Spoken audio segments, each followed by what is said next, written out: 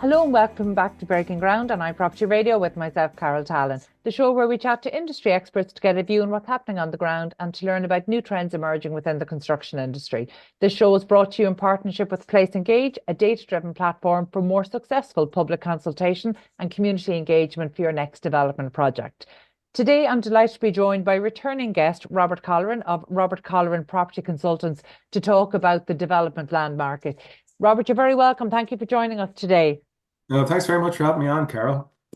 So Robert, you're always our go-to person when we're looking to understand the development land market, and understanding the development land market is very important for being able to accurately assess our pipeline looking ahead over the next year to 2 to 3. So maybe we could just start by understanding how the development land market performed in 2023 and maybe what that can tell us about the future pipeline. Yeah, I suppose it's probably underperformed an extent, and there's been a lot of changes there. So I suppose what you have is the vulture funds, as you call them, are the large investors. They're being replaced by the state, and the state as a body is coming. It's 40 to 50% of the apartment market anyway. So I suppose it's a new backer in town for a lot of the smaller developers. Especially in particular for the apartment market. So if you look at incentives that are there, for apartment building, creating and other schemes, if the state weren't there, these schemes, a lot of them wouldn't get built. And I'm talking about your city centre, higher density apartment schemes. Whereas I think just generally, the housing side of it is strong, and the planning regulations for housing are probably easier. The fire rating, the fire stopping, and then I think even with the housing side of it, there's huge improvements. I think the increase in density, I suppose reduction in wall to wall for 22 to 16 meters in distance, less parking, more amenities, smaller garden sizes. I think generally the planning is starting to turn, but it's just slow. It's a slow turn. But in the meantime, a lot of developers are relying on the state for our approved housing bodies in a lot of cases for how do you say, a takeout. So, they're Yeah. looking at a scheme and they're assessing it, and they're working out what it'll take to make it work, and then they're trying to align with an approved housing body that will allow them to forward fund the development and then build out, making a profit, but also providing amenities. So the likes of Respond, Cluid, Tua, Focus Ireland Elderly, they're all the end users, and they're benefiting from the development market. Yeah, there's some really interesting dynamics, and you touched on a few things there that I want to unpack because it's confusing. Sometimes the data coming out can be confusing. So only this week we learned, I don't think it's a secret, but it was reported that Irish homes are just being built to a much higher standard than the UK, and so that makes them more expensive to deliver.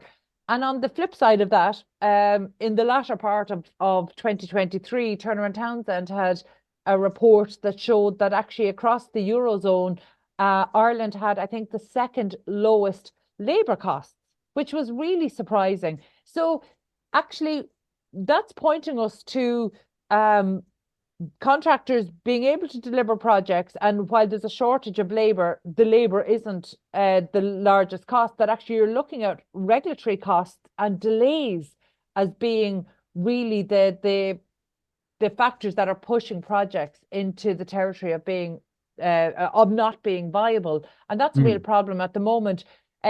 So take the standards and regulate the standards out of it, because we are there has been an overcorrection in terms of building standards, and we know why that has happened, and it has been necessary to improve, but perhaps we have gone into the territory of overcorrection. But the biggest systemic delay is planning. So Yeah. when you're meeting people who are either buying or selling development land, what are they, how do they interpret Ireland's planning system?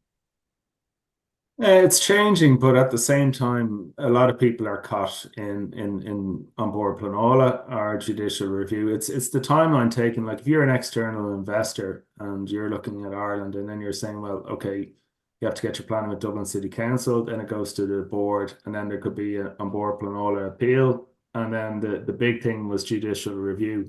So that timeline could be, 3 to 4 years, which is it's not functional. And the big thing is the interest rate levels at the moment where they're at, and it's the cost of funding. So if you're saying to your funder that, this development is going to take an extra 12 to 18 months to build out until you get your return, it's the cost of financing that development. And if you look at some of the larger schemes like Player Wills or Cherrywood in some cases, or RTE, these are massive developers in there that can afford it. But at the same time, if it was a smaller developer, to fund an extra 18 months or 2 years on top of a development plan, it would hurt you. And then it's knowing that you have either a site with full planning permission that's ready to go, or else having to agree terms with a subject to planning permission sale, which will allow you better finance and forward funding, and knowing that, when I buy the site, I can build it out with 18 months, and Irish Water and connections and services and everything is all there. So that's the big go-to at the moment. A lot of the sites that are selling are being sold subject to planning permission or with planning permission already there. In particular, the apartment sites, because it's more difficult to get planning permission for apartments. And then you mentioned also the regulations. So the regulations for apartments are tighter, obviously, with fire stopping, fire rates, and the level of build costs involved in them. So when you're meeting sellers, are most of them selling because it was in their kind of strategic plan to sell, or are they actually doing a U-turn? Are they changing their minds and not proceeding with developments that it had been within their plan to proceed with? it could be a case where they're not making enough profit on it, and they might have a figure in mind where they want to get out. So they could have amalgamated a site at the right time. So it might be a case where they have for instance, they might have a site and it could have had planning permission. They got planning granted for 50 units. It went to on board planola. They'll only get 40 units in it now. So they could say, okay, if I can get 2.8 million for the site, I'll offload it and sell it, because the margin of profit that they're going to make on it isn't enough. So it could be a case where there could be a planning change. In some cases that's the case, or else it's a case that somebody's been, working on a site to get the planning permission. They have the planning permission now and they have to sell it. But the big problem is, you're trying to talk to a vendor at the moment, and they were told that their site was worth X amount 2 years ago, and now you're seeing that the value of the site has to be reduced by 15, 20, or even 30% based on the cost of construction, the finance costs, the interest rates that are there. But I think what will happen is, like, the level of demand, the level of pent-up demand is there. But at the moment, it's very hard to value a site when the interest rates are still bouncing around the top. I think when interest rates start coming down a bit, your evaluation or your development appraisal of the site will become more set in stone. So you can say, okay, it's not going to increase. If anything, the value of the cost input is going to decrease on the site, and it become more sure of making profit. Because a lot of people have been caught out in the rising market when interest rates have increased, and their model or their finance model has been pushed back with planning. So what does that tell us then about the people buying those sites and the companies buying those sites? Because I presume there's a difference in scale for maybe some of the smaller sites and some of the larger sites. So who's stepping in to take those on? I suppose it's down to the risk level. So any developer has to take a large amount of risk on buying a site at the right time, but also looking at all the development variables, putting in your contingency of 5%, allowing for interest rate fluctuations. So there's a high risk involved. So what's happening in a lot of cases, a lot of smaller developers are relying on a takeout from an approved housing body, a Respond, Clúid, to Focus Ireland Elderly. There's 20 go-tos of it. So they're nearly lining up and agreeing a price now that will be paid on practical completion for each unit, each house, each apartment site. So they're nearly trying to de-risk, relying on the open market. In terms of risk, what are the risk factors that are kind of top of mind for developers right now? Because, last year we saw, and over 18 months, kind of interest rates was certainly a huge one. Regulatory uncertainty, judicial reviews, absolutely for sure, our planning regime. What are the risk factors that are rising to the top, knowing that we're entering into an interesting political year as well? It's still planning. Planning would be first and foremost. It's planning delays, third-party appeals and Board Planola, judicial reviews. Okay, I think that's getting fixed. But at the same time, you look at prime time, you look at, you know, you look at guys who are putting the boot in, looking for payoffs nearly to drop their planning appeals. So, it's the lengths of time that it has to take to finance a project if there's going to be planning delays. The other side of it is, okay, you're going to have a general election in 15 months, and there'll probably be, that uncertainty. Uncertainty isn't good for any market. That's another side of it. And then it's a case of labor costs. I think construction costs are starting to come down in terms of materials. There's still a huge shortage of labor. I think you'd probably need, if you're going to meet the target of 120,000 units by 2030, we don't have enough labor in the construction industry in Ireland at the moment, maybe to reach that level without, I suppose, modular building or different methods of construction. But I think we're going to be under pressure with planning and with labour to build out within that time frame. There's not enough, there's not enough entrance into the construction market from schools, colleges, or labour from that side of it. We need to import labour, because if you look at population growth, you're probably 5.5 million. Population is increasing 60,000 odd a year. The requirement for housing, I think we only built 32,000. We're going to aim for 35,000 next year. It's a cap. We can't fix it in the short term, so it's going to be like that for the next year or so. But there are definitely ways that could improve it. And I think you touched on it there, actually, by employing off-site construction and other modern methods of construction. One of those would be modular, but it's not the only, it's one of a number of solutions there.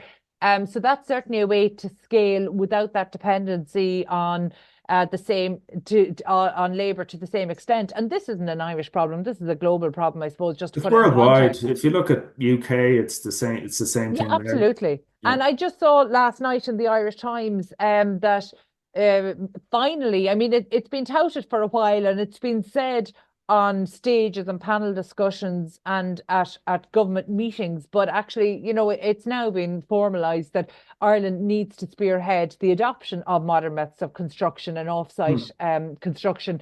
And, that's been championed through kind of a direct build social housing programme, and that's coming directly from the social and economic think tank task. So we know that that's one that's very influential in guiding government policy, because this goes beyond the housing department. It's all of the departments require buildings and infrastructure. So actually this, and it's interesting, you touched on uncertainty in the context of the political arena. And we know we're coming into a national general election in the next kind of 18 months or thereabouts. But what I'm seeing on the ground, because there was more fear about this a year or 2 years ago, but what I'm seeing on the ground now is there seems to be a better understanding that the Housing for All targets, Housing for All is a multi-party approach, including Sinn Féin. So actually, if they remain the dominant party, and do end up in power, actually they have been party to Housing for All. So there shouldn't be a huge change in terms of the targets, how No, the they're policies delivered, are the there. infrastructure. Yeah, Yeah, I think the policies are there. If you look at Cunha, yeah, that's a very positive. Shared equity schemes, affordable mm, purchase schemes. There's about 10 different yeah, moving parts to it. Okay, the problem is there's so many people go for affordable housing that it could only be half or two-thirds that apply for it mm, will end up getting into the schemes. But at the same time, you know, the government have done a lot in a short space of time. And if that political pressure wasn't there, maybe they mightn't be as under as much pressure to perform to produce these possibly. provisions. Yeah, But at the same time, affordable housing isn't a problem just in Ireland. You look at the UK, you look at other countries. It's a case of your mortgage lending criteria versus your cost of construction versus. But if you look at your standard apartment cost, an apartment built to sell in Ireland just won't happen because the cost of construction versus the sale price doesn't stack up. So without the government stepping in or without certain parameters there, a lot of these apartments just won't get built. yeah. I know that that's a very fair point. We've touched on it there, but obviously planning has been a basket case in Ireland. Mm. On board canola has not been it hasn't been the leader that a planning regime needs. So we have the new planning and development bill, and it is the third largest piece of legislation Mm. in Ireland's history. But the Irish Examiner have done a really good deep dive into the planning and Yeah. development bill over the last week or two, and they were documenting the 388 changes already or Mm. amendments already put forward by the housing department. And now, It's don't get me huge if you wrong, look at the yeah, context of it. And even at that, they've Owen O'Brien saying, the six parts that they're missing or it's not fit for purpose. So, yeah. it's a huge amount that they've done within a short space of time. So, you have to give them some credit for it. But on the ground, your home builders, your developers, how are they receiving this? Do they think this is going to solve their problem? No, but they think it's an improvement. Okay. So I don't think it's everything's fixed, but I think it's getting there. But in the meantime, there's pent up demand. If you look at GDP, stable, employment is positive, interest rates probably come down, level of inflation. You can see it with your materials, your construction materials, but just generally, Mm. your heating costs will start coming down, your shopping costs will start coming down. So, towards the second half of this year, it'll probably become a bit more affordable, or you might have more certainty in the market as to where we're heading. So that combined with planning policy will certainly help. And certainty is a big one for sure. You touched on something earlier as well. You just mentioned it, and and I'm curious. The prime time piece that actually exposed some of the objectors to be less than genuine. How Yeah, it's a case. Yeah, but how even at how that, it's surprised? How surprised were you? Because I feel like this is the worst kept secret in development in Ireland. That actually developers have had really they've suffered from poor public perception since mm, the crash and essentially before that, to the point where they didn't feel they could defend themselves when they were being subjected to very mm. to very bad behavior. And primetime really exposed that. It showed that actually developers and home builders who were trying to deliver schemes were actually being essentially blackmailed. Well, Um, being targeted no, for yeah, the scheme, but it's too loose. The bar in a lot of cases was too low, and anybody can object to a scheme. Be it a wind farm, be it a data center.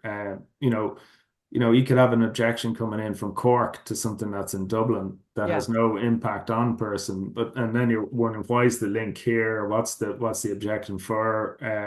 Or what's the cost level to raise a um, a judicial review of Yeah. a scheme. So yeah, it highlights exactly where where the problems are in the system. Hopefully that'll help implement changes that are there.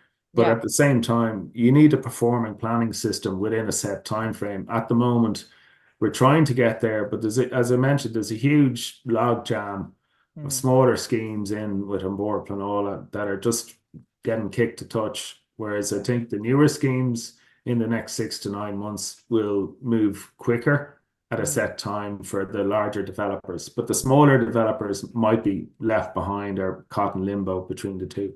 And But then, that, as well as that, it's the infrastructure that's there. It's a case that, this level of demand that's there, if you're looking at the report in the Times yesterday, if there's 120,000 units there, and they're targeting, commuter belts in areas around transport infrastructures that haven't been built out yet. So you're talking about Metro North or DART extensions or, in around that kind of commuter belt hour travel time. We're still behind it in terms of Metro North or DART extensions or extensions out to Drogheda or the likes of that. Yeah. yeah. The smaller developments that you referenced, because we know priority within our board plan has been given to Hmm. larger developments. For the smaller ones that have been caught there for, nearly a year, sometimes longer, will they need to be re-examined, from a viability, from in the context of local supply and demand, in the context of the changing marketplace? When the extent of the delay is that long, by the time they actually do get looked at by An Bord Pleanála, are they going to be the right? Will that project be the right project for the environment, knowing that there's been maybe an 18-month delay? It'll certainly put a lot of pressure on the developer to make a profit. So it'll hit their profit because the cost of interest and funding it will be more. The only thing that they'd hope for is that might balance out with the cost of construction coming down. Maybe materials for construction might come Okay. down or labor, but it doesn't benefit anybody to have a site sitting there for 3, 4 years. And as I said, the viability in some schemes, and then it's a case they're under pressure to build out because they're going to get taxed on the site. So that Yeah. there's other pressures there. So And it's interesting, like it doesn't serve anybody, not the state, not the industry, and definitely not the end consumers, because we still have this chronic shortage of housing. mm. Robert, I'm very conscious of time, Well, but there is the government something, would probably have to come in and, yeah, the government are having to take up the slack of it. So the taxpayer is going to have to take up the slack for a lot of these sites to get built out.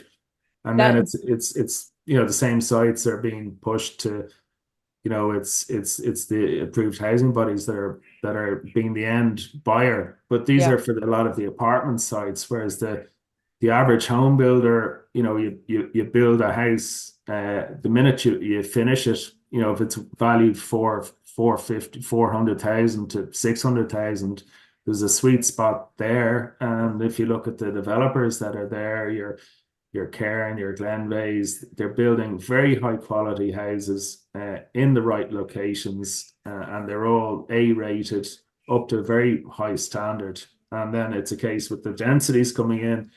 There's a push towards smaller housing units in further out locations. So, you're getting more demand for your 2-bed houses, with smaller front and back gardens, less parking, less distance between houses. So you're getting more on the site, but they're good quality built houses at an A-rated standard. So, absolutely. And I think compact housing better reflects where Irish people or people living in Ireland are, as opposed to maybe the high density that was trying to be pushed previously. So I think compact housing is where we need to be looking at, particularly on the peripheries of our cities and going into larger market towns. Well, with COVID as well, there's been Mm, a slight move away from apartment living. And then, if you look at it, the build to rent market, which was being driven by institutional investors, it's just not there, because if you look at the the rent caps that are in,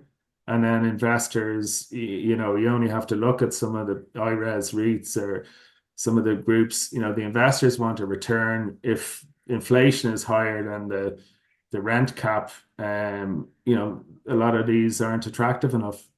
I'm glad you touched on that as COVID being a bit of a turning point, because actually I believe that it genuinely created a shift in what people want and what they're willing to do. And honestly, I'm not convinced over the last 2 decades, I'm not convinced that Irish homeowners ever chose apartments. I think they would have the vast majority of people were funneled into apartments because that's where their budget was and that's what the supply I was. think But I it's your think they starter would have market, chosen. or it's your how to say it's your foreign worker. But like if you look at Dublin Docklands in the background there, you watch Owen Riley's reports and you look at how many buyers, a lot of the mom and pops are getting out of the market. They sell on their apartment. A lot of the buyers are, foreign workers here. Look, you can check the stats on it, Yeah, but there's a growing move. Like the build to rent market, the returns aren't quite there at the moment. And if you look at the price caps, sorry, the rent caps, it's not as attractive as it was in the last 3-4 years. So there's a new move towards it, and a lot of the move is more going towards house building or approved housing bodies. That's where the apartment market seems to be heading. Well, I know I'm conscious of time, but that is Yeah. something I want to talk to you about, particularly when we turn our attention outside of Dublin to maybe some of to the greater Dublin area, but also to some of the regional cities and larger market towns.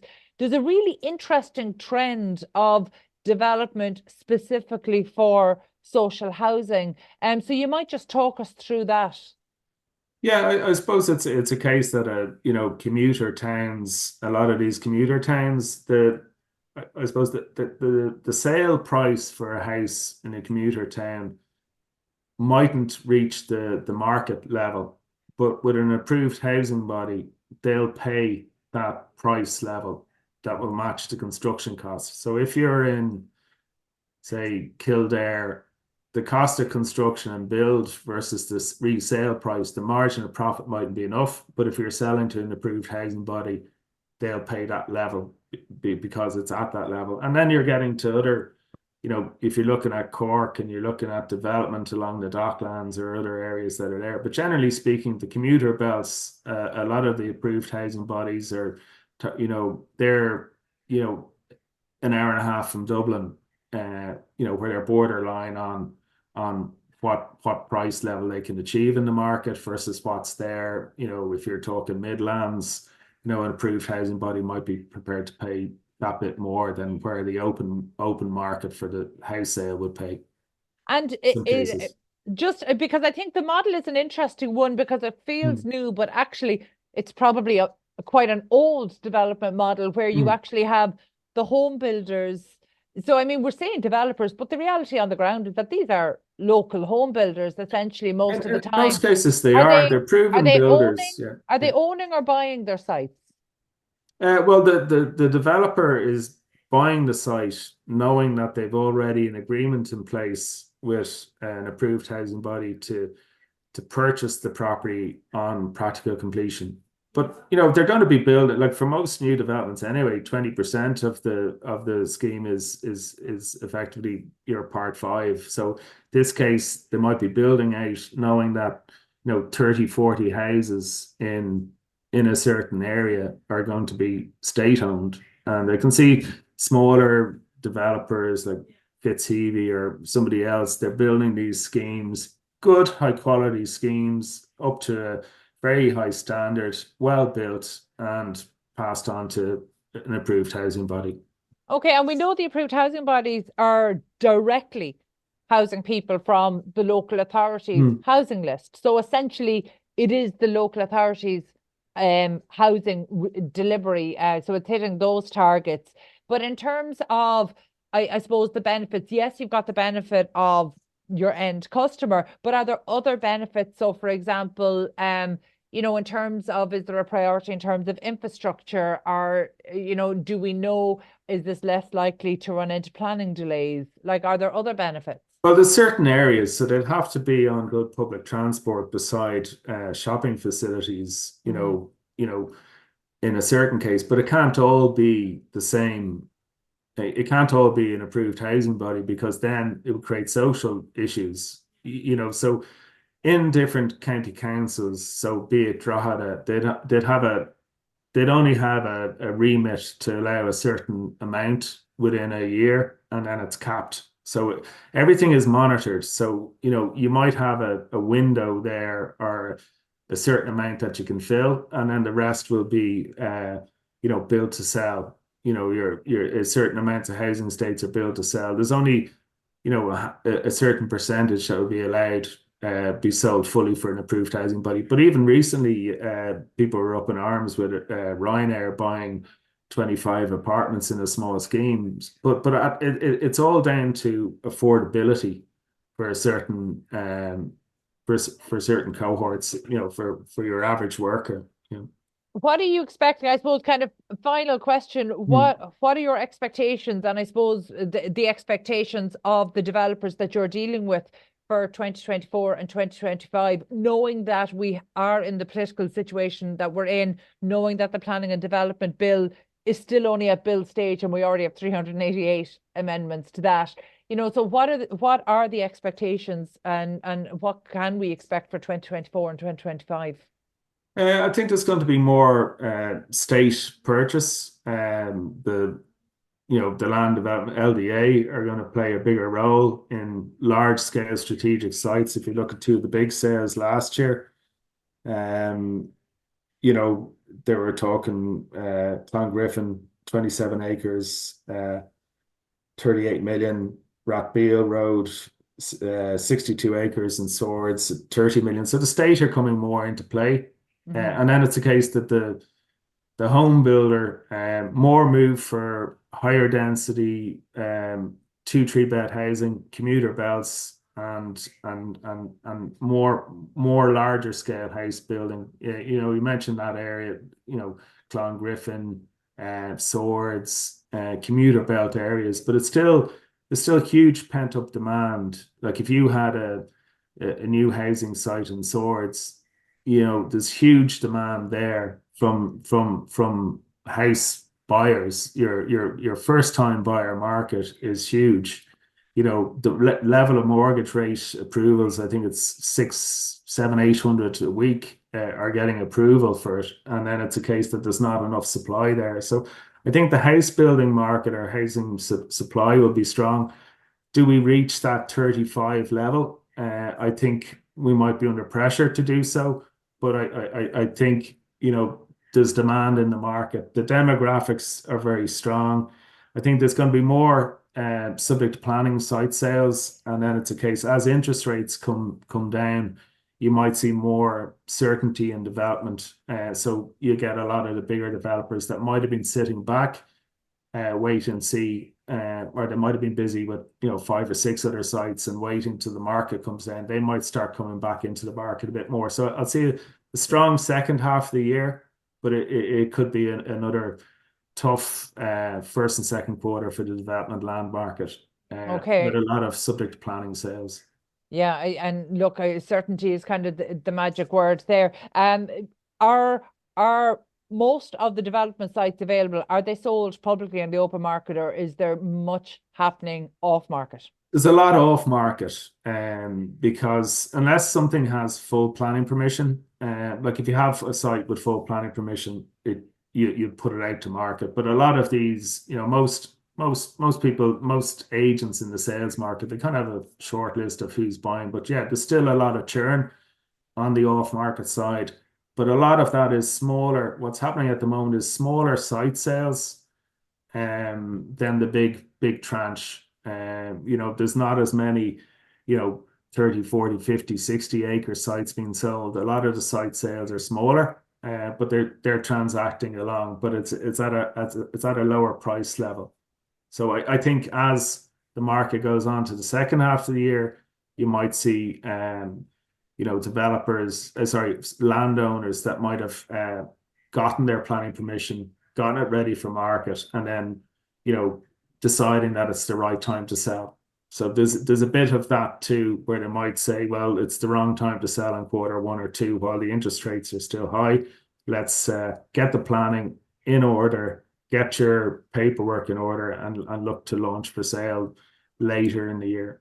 Do you have any interesting sites at the moment that you think have Yeah, pretty strong plenty, like North potential? County, Dublin, commuter belts, apartment sites. But what I'm finding is I'm struggling to sell the smaller sites without planning permission, especially for apartments. You need to nearly sell those subject to planning permission. But anything that's kind of commuter belt or suburbs, for housing in particular, should sell well. Very good. Okay, Robert, I always learn so much every time I No talk to you. And problem. I think you really, when you talk to us about the development land, it's a really good kind of bellwether guide to what we can expect in terms of new homes delivery kind of over the 24 to 36 months. So genuinely, thank you. I always appreciate those insights. That's all we have time for today. My thanks to Robert Colleran of Robert Colleran Property Consultants, and also thanks to show producer Katie Tallon and to the production team at Hear Me Roar Media. Also, Thanks thanks very to Place much. Engage. Thank you, Robert. Thanks to Place Engage for making these conversations possible. And thank you indeed for tuning in. We'll catch you on the next episode of Breaking Ground. In the meantime, please be sure to check out all of the other Irish and international shows on iProperty Radio.